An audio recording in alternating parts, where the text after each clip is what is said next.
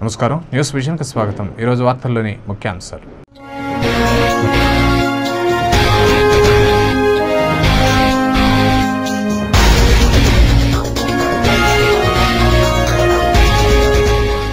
భవిష్యత్తులో బీజేపీతో జత కట్టబోం. సామాజిక న్యాయానికి ప్రతీక టీడీపీయే. కార్యకర్తల సమావేశంలో అధినేత చంద్రబాబు.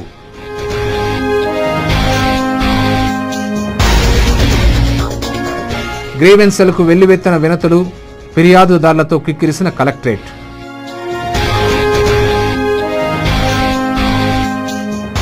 ఎనిమిదేళ్ల కాంగ్రెస్ పాలన పాపాల పుట్ట. దశ దిశ లక్ష్యం లేని పార్టీ వైఎస్ఆర్ కాంగ్రెస్. టీడీపీ మాజీ మంత్రుల ధ్వజం.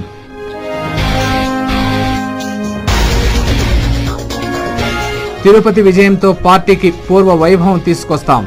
శ్రీవారి పాదాల చెంత నుండి ఉప ఎన్నికలకు శంఖారావాన్ని పూరించిన మాజీ ముఖ్యమంత్రి చంద్రబాబు.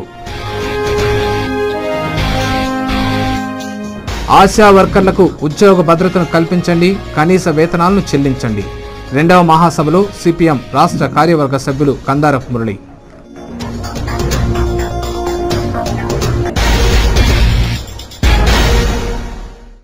వార్తల్లోని వివరాలు.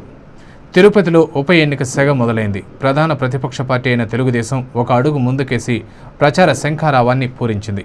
పార్టీ అధినేత చంద్రబాబు నాయుడు మృత్యుంజయుడిగా బయటపడ్డ శ్రీవారి పాదాల చెంత నుండి ప్రచారాన్ని ప్రారంభించారు.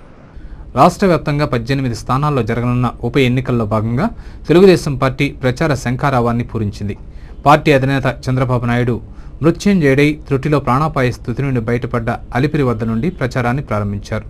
తిరుపతి నియోజకవర్గానికి పార్టీ అభ్యర్థిని ప్రకటించేందుకు ఆదివారం రాత్రి తిరుపతికి విచ్చేసిన ఆయన నేరుగా తిరుమల చేరుకున్నారు.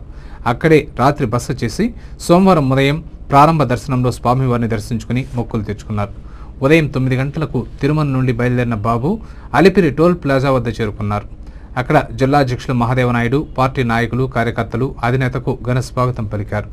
అనంతరం చెక్ పాయింట్ వద్ద గల గరుత్మంతుడి విగ్రహానికి శాస్త్రోక్తంగా పూజలు నిర్వహించారు. అనంతరం 2003లో ల్యాండ్ మైన్ దాడి జరిగిన స్థలంలో కొబ్బరికాయలు కొట్టి తిరుపతి అభ్యర్థిని ప్రకటించారు. ఈ సందర్భంగా చంద్రబాబు మీడియాతో మాట్లాడుతూ, తిరుపతి సెంటిమెంట్ ప్లేస్ అని, పార్టీ ఆవిర్భావం నుంచి ఏ కార్యక్రమం తలపెట్టినా శ్రీవారి పాదాల చెంత నుండి ప్రారంభించడం ఆనవాయితీ అన్నారు. 2003లో జరిగిన శ్రీవారి బ్రహ్మోత్సవాలకు ముఖ్యమంత్రి హోదాలో ప్రభుత్వం తరపున పట్టు వస్త్రాలను సమర్పించేందుకు విచ్చేసిన తనపై ల్యాండ్ మైన్ దాడి జరిగిన విషయాన్ని ఆయన గుర్తు చేసుకున్నారు. ఆ ఘటనలో ప్రాణాలతో బయటపడడం శ్రీవారి కటాక్షమేనన్నారు. అందుకే ఉప ఎన్నికల ప్రచారానికి ఇక్కడి నుంచే శ్రీకారం చుట్టామని పేర్కొన్నారు. తిరుపతి నియోజకవర్గంలో పార్టీకి పూర్వ వైభవం రానుందని, జరగబోయే ఉప ఎన్నికల్లో తిరుపతి నియోజకవర్గం ఫలితం నాంది కావాలని ఆయన ఆకాంక్షించారు. అనంతరం అక్కడి నుంచి బయలుదేరిన ఆయన లీలామహల్ కూడలికి చేరుకున్నారు. అక్కడ రాయలవారి విగ్రహానికి పూలమాలలు వేసి నివాళులర్పించారు. ఆ తర్వాత బస్టాండ్ సమీపంలోని ఓ కళ్యాణ మండపంలో జరిగిన పార్టీ కార్యకర్తల సమావేశంలో పాల్గొన్నారు. చంద్రబాబు వెంట గాలి ముద్దుకృష్ణ నాయుడు, బొచ్చల గోపాలకృష్ణారెడ్డి, దుర్గా రామకృష్ణ, నగర పార్టీ నాయకులు, కార్యకర్తలు ఉన్నారు. ఆ రోజు మేము ప్రాణదాన కార్యక్రమాన్ని ప్రారంభించడం, అక్కడి నుంచి కొండపై సందర్భంలో అందులో కూడా వెంకటేశ్వర స్వామికి బట్టలు ఇవ్వాల్సిన సందర్భంలో మా మీద దాడి జరిగింది. ఆ దాడి నుంచి మమ్మల్ని కాపాడింది సాక్షాత్తు వెంకటేశ్వర స్వామి కాపాడారు తప్ప ఇంకోటి కాదు. పునర్జన్మని ఇచ్చింది వెంకటేశ్వర స్వామి ఇచ్చాడు. ఈ జన్మ ప్రజల కోసం, ప్రజా సంక్షేమం కోసం, మెరుగైన ప్రజల జీవన ప్రమాణాల కోసం అంకితం చేస్తాం. ఈ రోజు రాష్ట్రంలో కానీ దేశంలో జరిగే అవినీతికి వ్యతిరేకంగా పోరాడడం, దుర్మార్గాలు జరుగుతున్నాయి, దానిపైన పోరాడడం, ధర్మాన్ని కాపాడడం కోసం, నీతి నిజాయితీని కాపాడడం కోసం మేమందరం కలిసికట్టుగా పనిచేస్తాం. భవిష్యత్తులో భారతీయ జనతా పార్టీతో జతకట్టే పరిస్థితి లేదని తెలుగుదేశం పార్టీ రాష్ట్ర అధ్యక్షులు నారా చంద్రబాబు నాయుడు స్పష్టం చేశారు. 2 రోజుల పర్యటన నిమిత్తం తిరుపతికి విచ్చేసిన టీడీపీ అధినేత చంద్రబాబు సోమవారం ఓ ప్రైవేట్ కళ్యాణ మండపంలో ఆ పార్టీ నాయకులు, కార్యకర్తలతో అధినేత సమావేశాన్ని నిర్వహించారు. ఈ సమావేశానికి మాజీ మంత్రులు కోడెల శివప్రసాద్, పరసారత్నం, బొచ్చల గోపాలకృష్ణారెడ్డి, గాలి ముద్దుకృష్ణ నాయుడుతో పాటు ఆ పార్టీ ఎమ్మెల్యేలు అమర్నాథ్ రెడ్డి, హేమలత హాజరై ఎన్టీఆర్ విగ్రహానికి పూలమాలలేసి నివాళులర్పించారు. ఈ సందర్భంగా మాజీ ముఖ్యమంత్రి నారా చంద్రబాబు నాయుడు మాట్లాడుతూ, 9 ఏళ్ల టీడీపీ పాలనలో విద్వేషాలు లేకుండా మత సామరస్యాన్ని కాపాడితే 8 ఏళ్ల కాంగ్రెస్ పాలన మత కలహాలను పెంచి పోషించిందని ఆరోపించారు. కాంగ్రెస్ పార్టీ నాయకులు రాష్ట్రాన్ని దోపిడీ చేశారని, లక్షల కోట్ల రూపాయల అవినీతికి పాల్పడ్డారని మండిపడ్డారు. ఓ నాస్తికుణ్ణి టీటీడీ బోర్డు చైర్మన్గా నియమించిన ఘనత కాంగ్రెస్కే దక్కిందని ఎద్దేవా చేశారు. శ్రీవారి టిక్కెట్లను బ్లాక్లో అమ్ముకున్న ఘనత కరుణాకర్ రెడ్డికే దక్కిందని ఆగ్రహం వ్యక్తం చేశారు. శ్రీవారిని అప్రతిష్ఠ చేస్తే తగిన మూల్యం చెల్లించుకోక తప్పదని, వైఎస్ఆర్కు హెచ్చరిస్తే తనను అవహేళన చేశాడని ధ్వజమెత్తారు. తిరుపతిని అభివృద్ధి చేస్తానన్న చిరంజీవి తిరుపతి నుండి పారిపోయాడని వ్యంగ్యంగా అన్నారు. పార్టీని వీడిన వారందరూ తిరిగి సొంత గూటికి చేరుకోవాలని ఆహ్వానం పలికారు. తిరుపతి విజయంతో పార్టీకి పూర్వ వైభవాన్ని తీసుకొస్తామని ఆశాభావాన్ని వ్యక్తం చేశారు. ఈ తిరుమల తిరుపతి దేవస్థానంలో ఏదైనా ఒక పద్ధతి ప్రకారం, చట్ట ప్రకారం క్రమశిక్షణగా పనులనంటే అది తెలుగుదేశం పార్టీ మనం అందరం పిలుస్తాం. పోతూ పోతూ స్లోగన్స్ ఇస్తాం. ఏడుకొండలవాడ వెంకటరమణ గోవిందా గోవిందా అంటూ మనం పైకెళ్తాం. 7 కొండలు దేవుడే కాదు, 2 కొండలు పెట్టి 5 కొండలు కొట్టేస్తామంటే ఏమన్నారు తమ్ముడు? దేవునికి వచ్చే ఆదాయాన్ని కంటే మించి పనులన్నీ ఇచ్చేసి 5%, 10% కమిషన్ తీసుకుని జనయజ్ఞం వారిగా మొత్తం దారుణం చేసే పరిస్థితికి వచ్చింది. కరుణాకర్ రెడ్డి గారి కుటుంబం ఈ తిరుపతి చూస్తే ఏదో వీళ్ళ సొంత జాగీరగా వెంకటేశ్వర స్వామిని కూడా దుర్వినియోగం చేసి ఇష్టానుసారంగా ముందుకు పోయారు. అనంతరం ఆ పార్టీ మాజీ మంత్రులు కోడెల శివప్రసాద్, గాలి ముద్దుకృష్ణనాయుడు మాట్లాడుతూ రాష్ట్రంలో ఏ ఎన్నికలు వచ్చినా తిరుపతి నుండి ఎన్నికల శంఖారావాన్ని పూరించడం టీడీపీకి ఆనవాయితీగా వస్తోందని, ఇందులో భాగంగా జరగనున్న 18 స్థానాల శాసనసభ ఉప ఎన్నికలకు తిరుపతి నుండి ప్రచారం ప్రారంభించడం జరిగిందన్నారు. 8 సంవత్సరాల కాంగ్రెస్ పాలన పాపాల పుట్ట అని, అవినీతి అసమర్థకు నిదర్శనమని మండిపడ్డారు.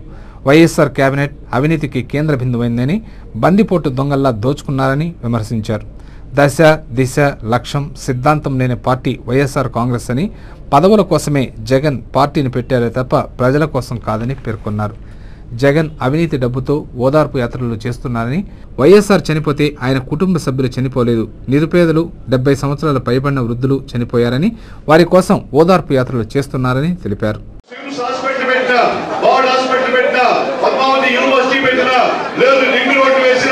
అన్ని కూడా ఆ రోజు ఎన్టీ రామారావు గారు, చంద్రబాబు నాయుడు గారు చేసిన తప్ప ఇంకోటి కాదు.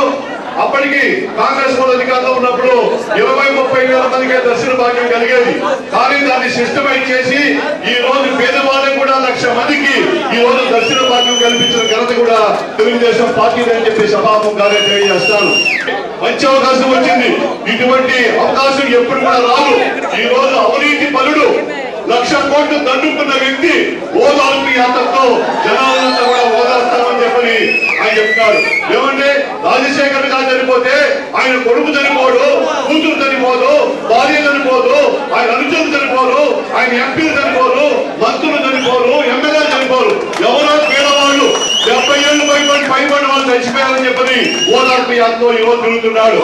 ఈ రోజు రాష్ట్ర ప్రజల యొక్క సొమ్ము దోచుకుంది 2 లక్షల కోట్లు అయితే ప్రజలకు ఇచ్చింది 200 రూపాయలు ఇచ్చి పెన్షన్ ఇచ్చాము, ఇల్లు ఇచ్చాము, మేము రేషన్ కార్డు ఇచ్చామని చెప్పుకుంటా ఉన్నాడు. చంద్రబాబు ప్రసంగానికి ముందు ద్వితీయ శ్రేణి నాయకుల ప్రసంగాలు సుదీర్ఘంగా సాగడంతో కాలాతీతమైంది.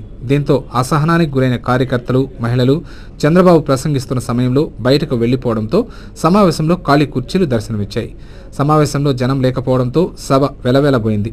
దీన్ని గమనించిన అధినేత చంద్రబాబు తన ప్రసంగాన్ని ముగించారు. ఈ సమావేశంలో పార్టీ నాయకులు, కార్యకర్తలు పాల్గొన్నారు. కేవలం స్వార్థం, సంపాదన, అధికార దాహం తప్పగా ఏ ఆదర్శం లేని పార్టీ జగన్ పార్టీ చెప్పి తెలియజేస్తుంది. వాళ్ళ చిన్నాయన తండ్రి తర్వాత తండ్రి అంతరవాడు పార్లమెంట్ సభ్యుడిగా ఉంటే నువ్వు ఉండడానికి వీలేదు, నేను పార్లమెంట్ సభ్యుడిగా కావాలా, రాజీనామా చేస్తావా చస్తావా అని అడిగితే చివరి సోనియా గాంధీ మొట్టికాయలు వేస్తే కానీ ఆగలాలి. అంతేకాదు తండ్రి చనిపోయి బాధపడాల్సిన పరిస్థితుల్లో తండ్రి చనిపోయిన దుర్మరణం కంటే కూడా నేను ముఖ్యమంత్రి కావాలా, మా నాయన సంపాదించిన ఆస్తికే కాదు మా నాయన పదవి కూడా నేనే వారసుడి కావాలని చివరికి సోనియా గాంధీ కాంగ్రెస్ వాళ్ళు అది వీల్లేదు, మీ నాయనకి ముఖ్యమంత్రి ఇచ్చే దెబ్బతిరిపోయాం, మేము మీకు ఇచ్చే పరిస్థితి లేదని చెప్తే పెట్టిన పార్టీ వైఎస్ఆర్ కాంగ్రెస్ పార్టీ తప్పితే ప్రజల కోసం ఈ రాష్ట్రం కోసం పెట్టిన పార్టీ కాదు. ఈ రోజు కిరణ్ కుమార్ రెడ్డి పరిపాలన చీతే ఊడే ముక్కులాగా ఉంది. కిరణ్ కుమార్ రెడ్డి పరిపాలన వాళ్ళ మంత్రులు ఏమంటున్నారు, సూట్ కేసులతో డబ్బులు చెన్నై నుంచి ఢిల్లీ చేరి ముఖ్యమంత్రి అయ్యాడు. సినీ ఫక్కీలో జరిగిన రాజేంద్ర నాయుడు హత్య కేసును ఎమ్మరపల్లి పోలీసులు ఛేదించి హత్యకు కారకులైన 5 మంది నిందితుల్ని అదుపులోకి తీసుకుని కోర్టుకు హాజరుపరచనున్నామని వెస్ట్ డీఎస్పీ మాల్యాద్రి పేర్కొన్నారు. మార్చి 19వ తేదీన ఎమ్మార్పల్లికి చెందిన రాజేంద్ర నాయుడిని గుర్తు తెలియని వ్యక్తులు హత్య చేసి రోడ్డు ప్రమాదంగా చిత్రీకరించిన కేసు పూర్వాపరాల గురించి డీఎస్పీ మాల్యాద్రి సోమవారం విలేకరుల సమావేశంలో వివరించారు. ఎంఆర్పల్లె పోలీస్ స్టేషన్ ఏర్పాటు చేసిన విలేకరుల సమావేశంలో ఆయన మాట్లాడుతూ రాజేంద్ర నాయుడు మార్చి 18వ తేదీ నుంచి కనిపించలేదని ఆయన భార్య దేవిక ఎంఆర్పల్లె పోలీస్ స్టేషన్లో ఫిర్యాదు చేశారని చెప్పారు. ఆమె ఫిర్యాదు మేరకు రంగంలోకి దిగిన ఎంఆర్పల్లె పోలీసులు కేసును ఛేదించారు.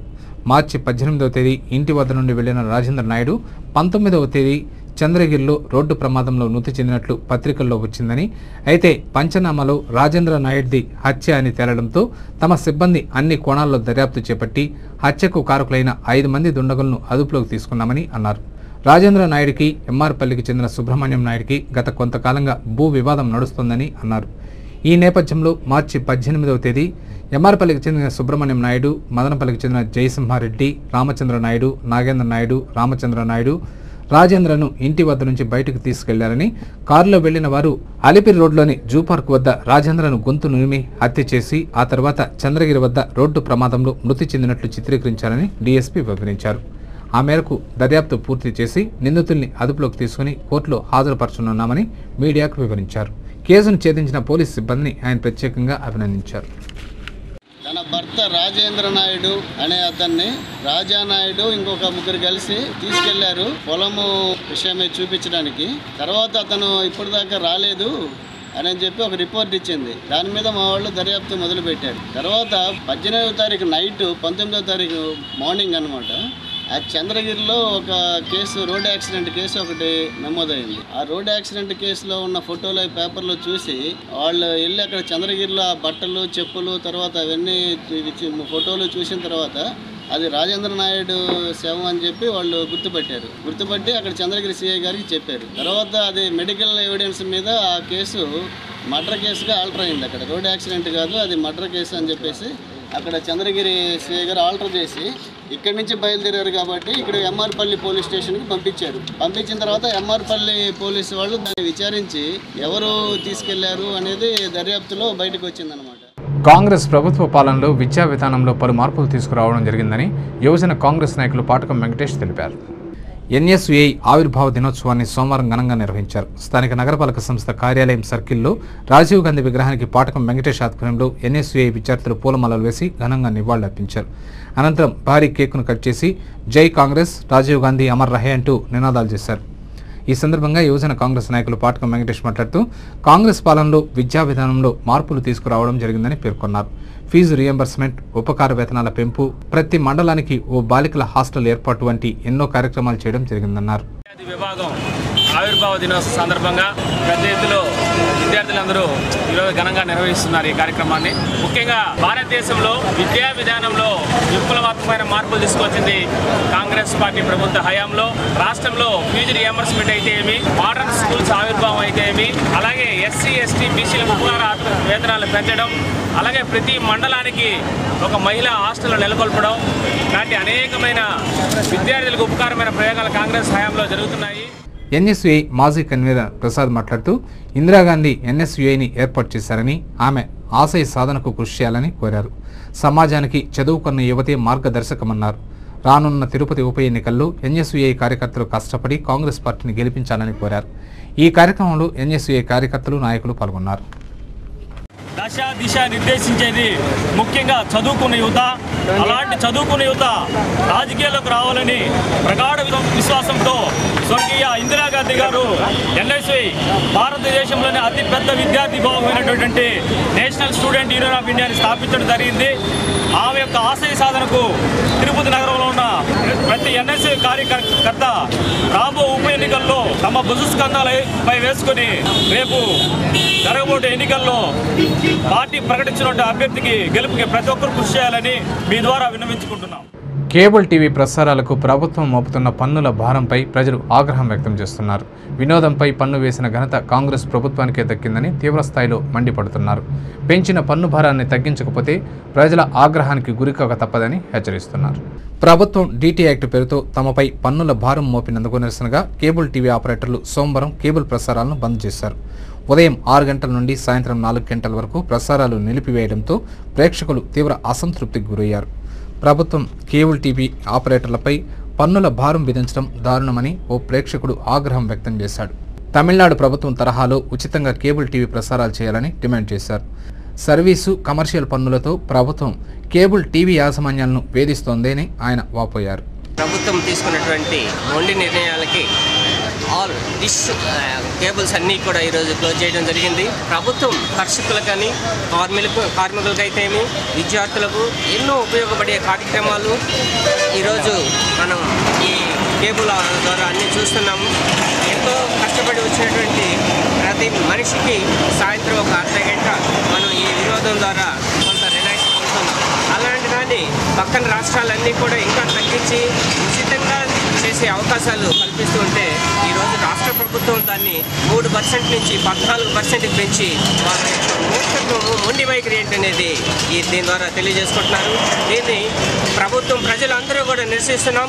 ఈరోజు దీన్ని మొత్తం మళ్ళీ తిరిగి యథాస్థానానికి 3%కి ఇవ్వటమా, లేకపోతే పక్క రాష్ట్రం మన తమిళనాడు ప్రభుత్వం లాగా గవర్నమెంట్ టేకప్ చేసి ప్రజలందరికీ కూడా ఆ సౌకర్యాన్ని కలిగించాలనేసి నేను కోరుకుంటున్నాను.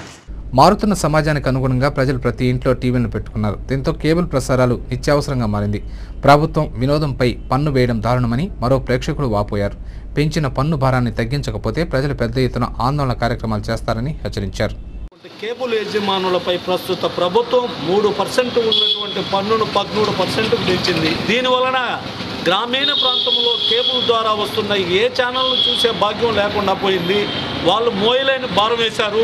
ఈ కేబుల్ ఛానల్ ద్వారా ప్రజలకు, సామాన్యులకు, కనీసం కూలి చేసుకునేవాడు కూడా తన కూలి వేతనాల గురించి కానీ, రైతులకు సంబంధించి రైతుల కార్యకలాపాలు కానీ అతి దగ్గరగా, అతి చేరువుగా అందిస్తున్న ఈ కేబుల్ మీద కూడా మోయలేని భారం ఈ ప్రభుత్వం విధించింది. దీన్ని తీవ్రంగా మేము ఖండిస్తూ ఉన్నాం. ఎందుకంటే ప్రస్తుతము ప్రచార మాధ్యమాలకు ఎక్కువ దీన్ని ఇస్తున్నారు ప్రజలందరూ. అటువంటి ప్రచార మాధ్యమాలకు సంబంధించిన కేబుల్ యజమానుల మీద మోయలేని భారం వేయడం చాలా దురదృష్టకరం. ప్రతి మహిళ టీవీల్లో వచ్చే సీరియల్స్ తప్పనిసరిగా చూస్తోంది. ప్రభుత్వం విధించిన పన్నుల భారానికి నిరసనగా సోమవారం ప్రసారాలను నిలిపివేయడంతో మహిళలు, యువత తీవ్ర ఆగ్రహం వ్యక్తం చేశారు. ముందుగానే వేసవి సెలవులు, ఎండ తీవ్రత అధికంగా ఉండడంతో ఇంట్లో టీవీ ముందు పిల్లలను పెట్టేదాన్ని. ప్రసారాలు లేకపోవడంతో తన పరిస్థితి అయోమయంగా మారిందని ఓ మహిళ తెలిపింది. ప్రభుత్వం పెంచిన పన్నుల భారాన్ని తగ్గించాలని డిమాండ్ చేసింది. అన్నిటిపైన పన్నులు పెంచి లాస్ట్కి కేబుల్ వాళ్ళ పైన కూడా పన్నులు పెంచేదానికి స్టార్ట్ చేసేస్తున్నారు. ఈ మరి ఉంటే ఇప్పుడు ఇంకా సమ్మర్ హాలిడేస్, ఇంకా పిల్లలంతా ఇంట్లో ఎండలో తిరగకుండా ఇంట్లో కూర్చొని ఏదో ఒక కాలక్షేపం టీవీలు చూస్తారు అనుకుంటే ఇప్పుడు అవంతా పెంచితే ఇంకా బిడ్డలు ఎట్లా ఇంట్లో ఉంటారా, బయట తిరగాలనుకుంటారు. ఈ మరి ప్రతి ఒక్కదానికి పన్నులు పెంచినట్టుగా కేబుల్ కూడా పన్నులు పెంచేది మానేయండి. ప్రభుత్వం మరీ ఘోరంగా తయారవుతూ ఉంటారు. ఈ మరి తయారయ్యేది ముందు నిలపండి. ఇంకా అన్నిటిపైన పన్నులు పెంచేది ఇంకా పూర్తిగా నిలిపితే తప్ప ఇంకా ప్రభుత్వం బాగుండదు. ఇంకా ఏ పని చేస్తే ఆలోచన చెయ్యండి. అందరిపైన మీరు పన్నులు పెంచుకొని పోతూ ఉంటే ఇంకా కూలి పని చేసే వాళ్ళు ఎన్నో కష్టాలు పడేసి వచ్చి కొంచెంసేపు కూర్చొని టీవీ చూడాలనుకుంటే ఎన్నో సీరియలో, ఏదో దేవుడు కాలుష్యమో, పిల్లల గురించి ఎన్నో వస్తుంది, వంటల గురించి అనేసి ఏదో ఒకటి మేము చూసుకొని ఏదో ఒక కాలుష్యం చేయాలంటే ఇప్పుడు అది కూడా లేకుండా చేస్తే ఎట్లా ఈ ప్రభుత్వం ఉంటుంది? ఇంకా కాంగ్రెస్ కార్యకర్తలు, నాయకులు ప్రభుత్వ స్థలాలను ఆక్రమించుకుంటున్నారని, పేదలకు మాత్రం ఇళ్ల స్థలాలు ఇవ్వడం లేదని సిపిఐ నగర కార్యదర్శి చిన్నం పెంచలయ్య విమర్శించారు. సోమవారం తిరుపతి రూరల్ తహసీల్దార్ కార్యాలయం ఎదుట గ్రామ పంచాయతీ వర్కర్లు ఇళ్ల స్థలాలు మంజూరు చేయాలని ధర్నా నిర్వహించారు. కాంగ్రెస్ ప్రభుత్వానికి, మంత్రి గల్లా అరుణకుమార్కి వ్యతిరేకంగా పెద్ద ఎత్తున నినాదాలు చేశారు. ఈ సందర్భంగా చిన్నం పెంచలయ్య మాట్లాడుతూ గ్రామ పంచాయతీల్లో కాలువలను శుభ్రం చేసే కార్మికులకు ప్రభుత్వం ఇళ్ల స్థలాలు మంజూరు చేయకపోవడం దారుణమన్నారు. కాంగ్రెస్ పార్టీ నాయకులు, కార్యకర్తలు ప్రభుత్వ భూములను ఆక్రమించుకుంటున్నారని, పేదలు మాత్రం ఇంటి స్థలాలు లేక అవస్థపడుతున్నారని పేర్కొన్నారు. వెంటనే గ్రామ పంచాయతీ వర్కర్లకు ఇంటి స్థలాలను ఇవ్వాలని డిమాండ్ చేశారు. పేదలకు ఇళ్ల స్థలాలు ఇస్తానన్నటువంటి కాంగ్రెస్ ప్రభుత్వం పేద ప్రజల నుంచి ఓట్లు గుంజుకున్న తర్వాత పేదలకి మోసం చేసి నిలువున మోసం చేస్తూ ఉంది. దీనికి వ్యతిరేకంగా అనేక కమ్యూనిస్ట్ పార్టీ ఆధ్వర్యంలో ఉద్యమాలు నిర్వహించడం జరిగింది. అయితే గత 6 నెలలుగా కాంగ్రెస్ ప్రభుత్వం రాబో ఎన్నికల్లో తమ సత్తా చాటుకోవాలని ప్రజల్ని మళ్ళీ మోసం చేయడానికి ఒక ప్రయత్నం చేస్తూ ఉంది. గ్రామ పంచాయతీ వర్కర్స్ యూనియన్ జిల్లా ప్రధాన కార్యదర్శి పిఎల్ నరసింహులు మాట్లాడుతూ గ్రామ పంచాయతీ వర్కర్స్ జీతాలు పెంచుతూ ఇటీవల డిపిఓ విడుదల చేసిన జీవోను అమలు చేయాలని కోరారు. వర్కర్స్కు గ్రామ పంచాయతీ పరిధిలోని ఇళ్ల స్థలాలు ఇవ్వాలని నిబంధన ఉన్నప్పటికీ అధికారులు స్పందించకపోవడం దారుణమన్నారు.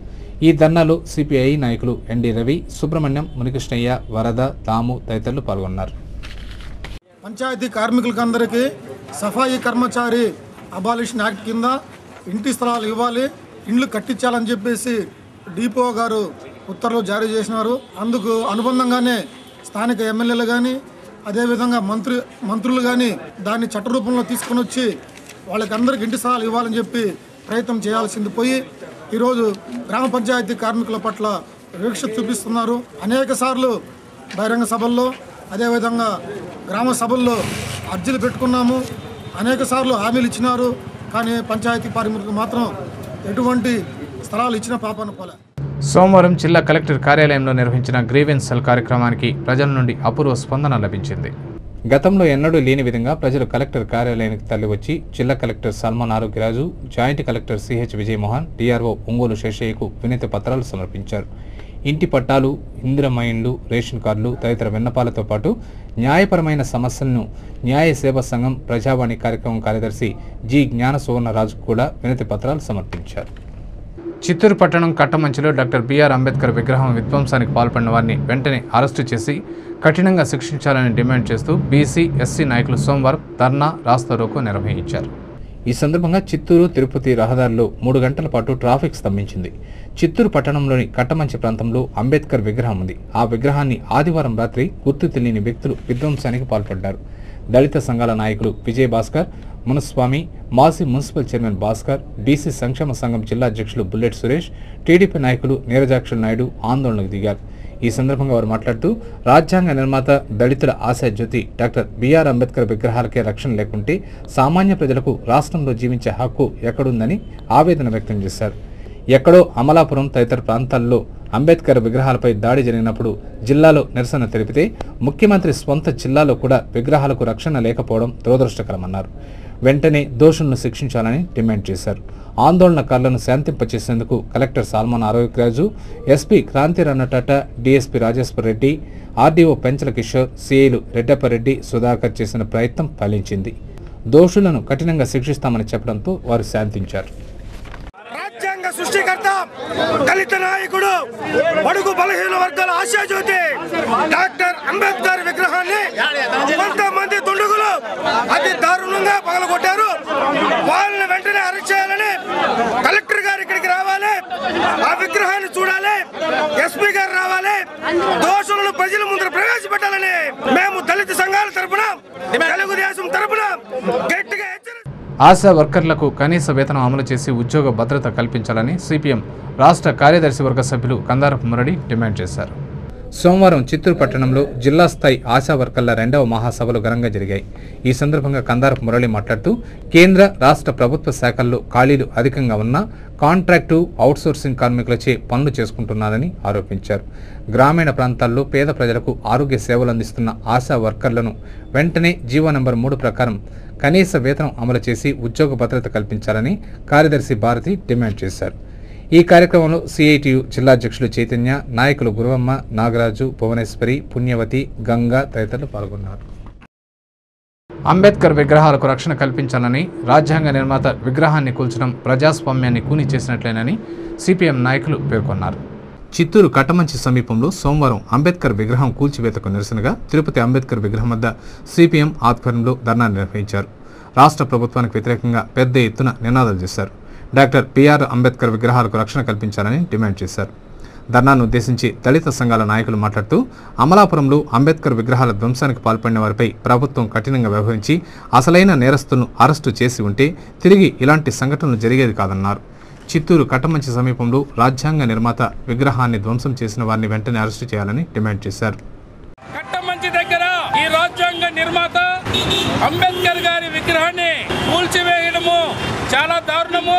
గతంలో ఈ రాష్ట్రంలో అమలాపురం దగ్గర అంబేద్కర్ గారిని వరుస క్రమంలో కూల్చేసిన చెల్లించని ఈ రోజు ముఖ్యమంత్రి నియోజకవర్గమైన ప్రతిపక్ష నాయకుడు చంద్రబాబు నాయుడు గారు ఉన్నటువంటి ఈ చిత్తూరు జిల్లాలో, చిత్తూరు నడిబొడ్డులో ఏమాత్రం రక్షణ లేని పరిస్థితులలో అంబేద్కర్ విగ్రహాలు పరిస్థితున్నాయి. ఎస్ఎఫ్ఐ నాయకులు జయచంద్ర మాట్లాడుతూ రాజ్యాంగ నిర్మాత అయిన డాక్టర్ బిఆర్ అంబేద్కర్ విగ్రహం ధ్వంసం చేయడం అంటే జాతిని అవమానించినట్లేనని అన్నారు. విధ్వంసానికి పాల్పడిన వారిపై దేశద్రోహం కేసు నమోదు చేయాలని డిమాండ్ చేశారు. ఈ ధర్నాలో సిపిఎం నాయకులు సుబ్రహ్మణ్యం, ఐద్వా జిల్లా కార్యదర్శి యశోద, దళిత సంఘాల నాయకులు పాల్గొన్నారు. అంబేద్కర్ బొమ్మను కూల్చేయడం జరిగింది. దీనికి నిరసనగా ఈరోజు అన్ని ప్రజా సంఘాల ఆధ్వర్యంలో ఈరోజు మేము ఇక్కడ నిరసన తెలియజేస్తా ఉన్నాం. ప్రధానంగా గత 4 నెలల నుంచి అంబేద్కర్ బొమ్మలపైన విపరీతమైనటువంటి దాడులు జరుగుతూ ఉన్నాయి. దానికి రక్షణ కల్పించాల్సినటువంటి ప్రభుత్వం చోద్యం చూస్తాం తప్ప రక్షణ కల్పించట్లేదు. ఈరోజు అంబేద్కర్ బొమ్మకే అవమానం జరిగిందంటే ఇది జాతి మొత్తానికి జరిగినటువంటి అవమానం. ఇది భారతదేశంలో ఉన్నటువంటి భారతీయుల ప్రతి ఒక్కరికి కూడా జరిగినటువంటి అవమానంగా ఈరోజు ప్రజా సంఘాలు భావిస్తా ఉన్నాయి. తిరుపతి నగరాన్ని ప్రపంచ స్థాయిలో అభివృద్ధి చేశామని తెలుగుదేశం పార్టీ అధినేత నారా చంద్రబాబు నాయుడు పేర్కొన్నారు. సోమవారం ఎన్నికల శంఖారావ ర్యాలీని కార్యకర్తలు, నాయకులతో కలిసి టీడీపీ నినాదాల మధ్య ప్రారంభించారు. బాలాజీ కాలనీలోని జ్యోతిరావు పూలే విగ్రహానికి పూలమాలలు వేసిన చంద్రబాబు నాయుడు ర్యాలీని ప్రారంభించారు. జ్యోతిరావు పూలే విగ్రహం నుండి ఎన్టీఆర్ సర్కిల్ చేరుకున్న చంద్రబాబు నాయుడు పార్టీ వ్యవస్థాపక అధ్యక్షులు రామారావు విగ్రహానికి పూలమాలలు వేసి నివాళులర్పించారు. ఓపెన్ టాప్ వాహనం నుండి తిరుపతి ప్రజలకు, కార్యకర్తలకు అభివాదం తెలుపుకుంటూ ర్యాలీ ముందుకు సాగింది.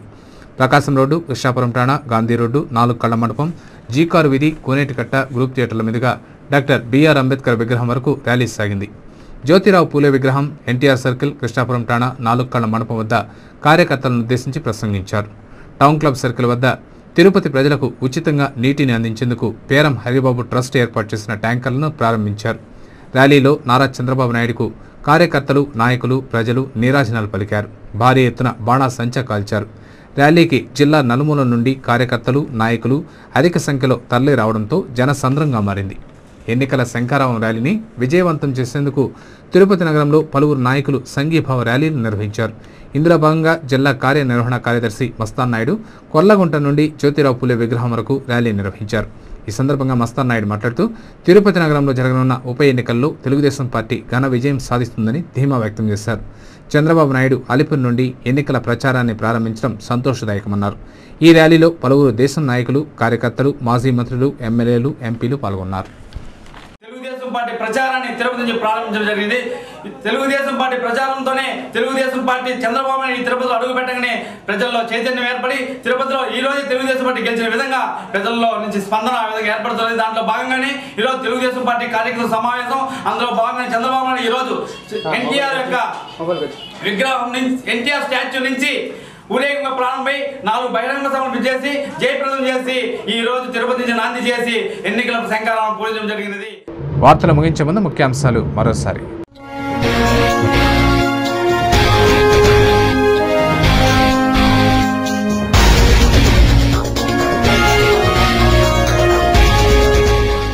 భవిష్యత్తులో బీజేపీతో జత కట్టబోం, సామాజిక న్యాయానికి ప్రతీక టీడీపీయే, కార్యకర్తల సమావేశంలో అధినేత చంద్రబాబు.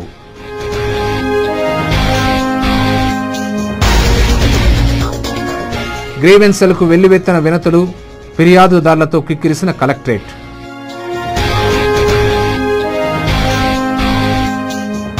ఎనిమిదేళ్ల కాంగ్రెస్ పాలన పాపాల పుట్ట, దశ దిశ లక్ష్యం లేని పార్టీ వైఎస్ఆర్ కాంగ్రెస్, టీడీపీ మాజీ మంత్రుల ధ్వజం.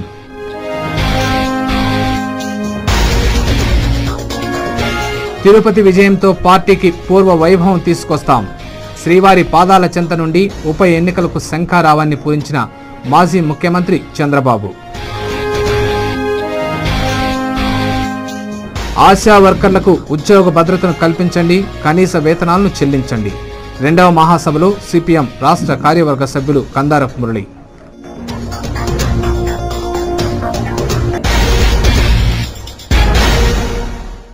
ఈ వార్తలు ఇంతటితో సమాప్తం. సమగ్ర సమాచారంతో న్యూస్ విజన్లో మళ్ళీ కలుసుకుందాం. అంతవరకు సెలవు. నమస్కారం.